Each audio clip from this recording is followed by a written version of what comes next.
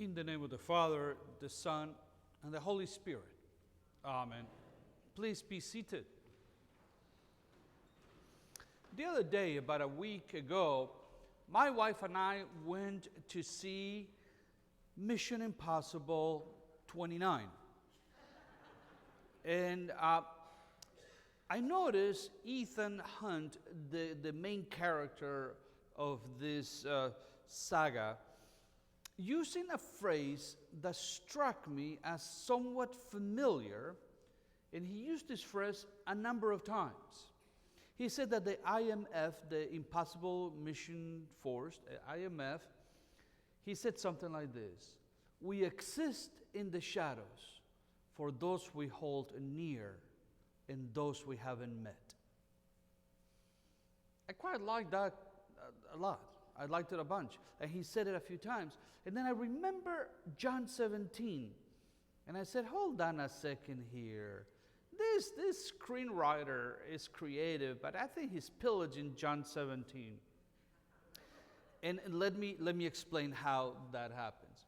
Jesus is in the upper room in his famous Last Supper, which began towards the end of chapter 13, and now we are in chapter 17, and we are still in this supper. It began with the washing of feet, then it followed with a number of sermons and teachings.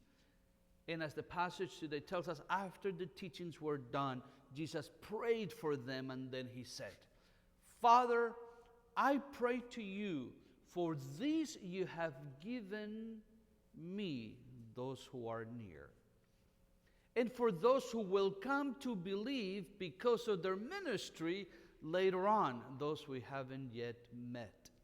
You see it? This is John 17. Jesus is praying for the disciples around this table at the Last Supper. Why is he praying for them? Well, Hurricane Pilate is about to come, and Hurricane Pilate is going to do a great deal of destruction. Right after this meal, he will be arrested, he will be prosecuted, he will be scourged, he will be abused, he will be crucified, and he will die. And usually in first century Palestine, actually throughout the history of Palestine, every time a leader of a revolutionary group is assassinated, the next group that is in serious danger is the disciples. Jesus knows they're going to be coming after them, and Jesus is praying for protection for them. But beyond protection, he is praying that they may be one. As you are in me, and I am in you, may they be together, I in them, and them in me, that they may be united, that they may be one. Why? Well, unity for Jesus has two primary purposes, and he gives them to us today. First, that the world may know that I am the one you sent him, Messiah, that I am the one you sent for the salvation of the world. That's number one. Our unity leads others to Christ. Our disunity repels others from Christ. When I tell strangers I am a priest in a denomination that has spent tens of millions of dollars in lawsuits since 2003, and this group divided from that group, who divided from that other group, and that other group sued this group, and that group not only wanted the church in the buildings and the trust funds and all the materials, they also wanted in their lawsuit the rector's shoes. And this other group wanted this and wanted the other thing.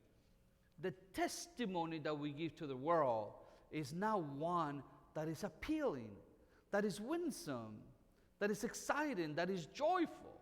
Now, I'm using Mother Church because no one can talk about Mama but the Son, right? And we are the children of this church, and so. But every denomination has issues that create a tremendous obstacle for evangelism, that create a tremendous obstacle to the testimony they must give to the world, that the world may come to Christ. Christ knows this. And Christ says, may they be one, may they be united, that the world may see, that they follow the one you sent into the world to save the world, the Savior of the world. Our unity brings about tremendous fruit. I have been in churches where after a day, or my wife and I travel on vacations and we go to these churches, and at the end of the service, I always tell my wife, now, this is a church I probably would love to run someday, or would like to be a part of someday, because you see it. The sign of the peace takes about 72 hours. Everybody hugs and kisses. Everybody's genuinely happy to see each other. They see newcomers and they beehive towards them and they welcome them and they greet them and they invite them for coffee, and it's hospitable and the sermon is good and Christ-centered, and you see an atmosphere, a je ne sais quoi, an ethos in the whole place that is very attractive, that brings people into the church, that brings people into a relationship with Christ. Our disunity, on the other hand, repels people from Christ. I don't know if it's happened to you, but have you ever been in a church where you enter and it's as though you are in one of those hospital rooms where they have a negative pressure zone, and the moment you walk in, you feel a different atmosphere? Air smells a little different. It's kind of a little bit oppressive. It's a little heavy. There are things not going on. There's a lot of bzz, bzz, bzz, bzz. There's something. Those people do not return to church. Our disunity repels people from Christ.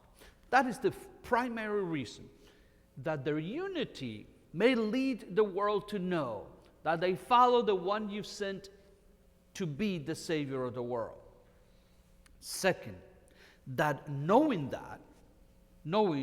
that they are following the Messiah, they may realize how much you love them. That's two reasons. Reason number one, that they may know I am the Messiah. Reason two, that knowing that I am the Messiah, that will willingly go to the cross for them after this meal is over, knowing that, they may realize how much God has loved them from the beginning of the world. So it's very interesting that today we're talking about sacrificial giving, and the gospel, once again, these readings is like God knew, is very much about sacrificial giving. Christ is about to make the ultimate sacrifice on the cross for generations past, present, and future. And he prays that the disciples may be able to center on that which is important, which is the preaching of the gospel of salvation, without getting too riled up and confused by all the other stuff of life that happens all around us, that they be focused so that the world may come to him, so that the world may realize how much God loves them.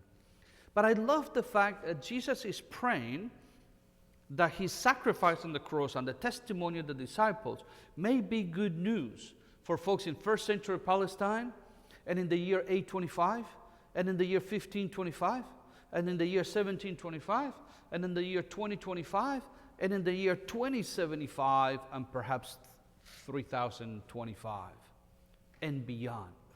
That the sacrifice may be good news for the entire world and for generations yet to come. I pray for those I hold near, and I pray for those I haven't yet met. Thank you, Jesus. I see myself, my friends, as the rector of 3 different congregations. And I am very serious about that, and I have written about it, and I have preached about it, and I have taught about it before. As the rector of this congregation in 2025, I am also the rector of the congregation of 1968 to 69 when they were on mission, and the rector of the first parish in 69 and beyond. I see myself the rector of the congregation planted by Hutchinson and led lovingly by Leonard and led lovingly by Bentley and by Price. I see myself as the steward of all of that legacy that is now 55 years old as of April 1st this last month, 2 months ago. I see myself as the steward of that legacy. Why am I the rector of the old historical congregation? Because I need to steward what they've done and their legacy for us today. I need to make sure that the gospel of salvation they wanted to be preached on this corner of Steuben Airline, 2 blocks away from 1960, continues to be the gospel of salvation we preach today. I need to make sure that this congregation today is deeply rooted in what Christ has done for us through his sacrifice on the cross. That is the message on which this congregation was planted, and it is my duty to ensure that it remains the message today. It is my duty to ensure that we steward the buildings and grounds those congregations worked really hard and sacrificially to leave to us so that we can enjoy today. I need to make sure that this congregation remains a viable, healthy congregation rooted in the love of Christ, rooted in the love of God. I need to make sure that we don't deviate too much to the left or too much to the right, and that we begin to focus on the minors and not on the majors, that we begin to worry about things in the weeds and forget the real center of who we are, a congregation in the love of the Lord, a congregation who gathers week after week to give thanks for our lives, the lives of our families, the lives of our communities, the life of our world.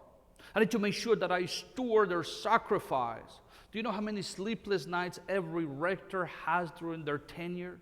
Do you know how many sometimes tears they cry? Do you know how much anxiety they have? Do you know the number one issue of most rector is ulcers? Did you know that? It is true. And anxiety. And many of them end up drinking a bit much and perhaps going to raves a little too much.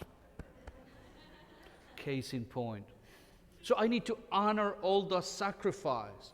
And I need to make sure that the gift they have planted, the legacy they have planted, is respected, it is honored. It is honored and it is advanced.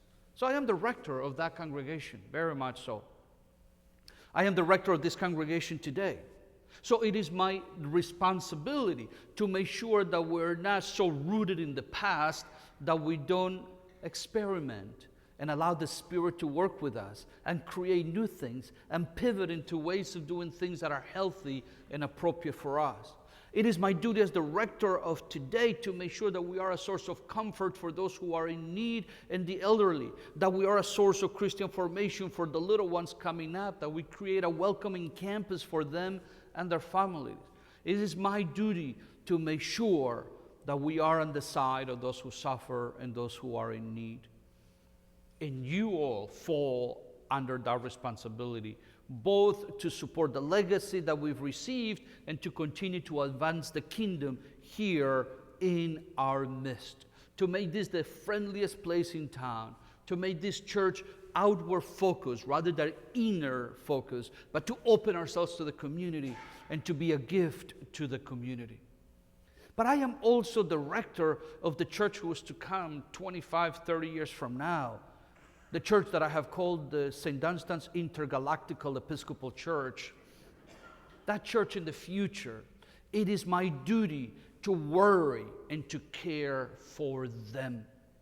And it is your duty likewise to join me in worrying and caring for that congregation of the future.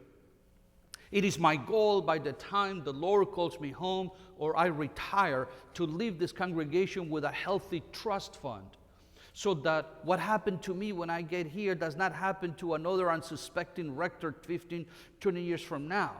Within 2 years, we had to replace all air conditioners, all roofs, and we had $12 in the bank for a job that was about $300,000.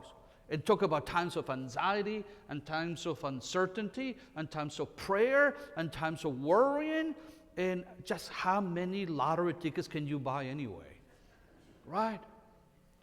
It was thanks to your generosity. Remember, we did a little campaign in 2022. And through your generosity, we fundraising of money to replace all the roofs that needed to be replaced and all the air conditioners. But it was a time of anxiety. My goal is to leave a little trust fund for maintenance, so that 15, 20 years from now, that rector, he or she, may look back at the generation of today and give thanks to God for our foresight, our generosity, our love, our stewardship.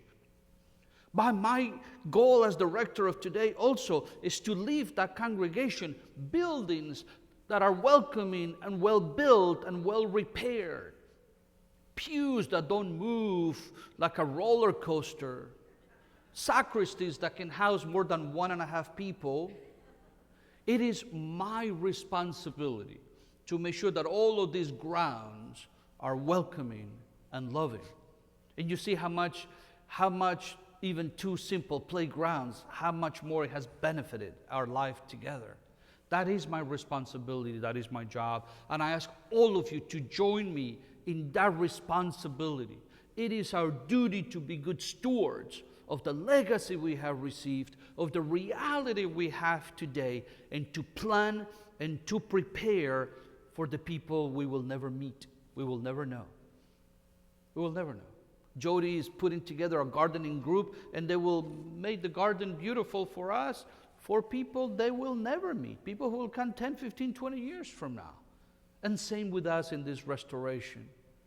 So today, as we talk about radical generosity, and as we celebrate all the pledges coming in for the capital campaign, I invite you to think of yourselves as members of 3 distinct St. Dunstan's Episcopal churches, the historical legacy that was given to us, the church of today, that is called to embody the message to a new community and a new reality of the 21st century, but also to think about those people that will come after, your children's grandchildren perhaps.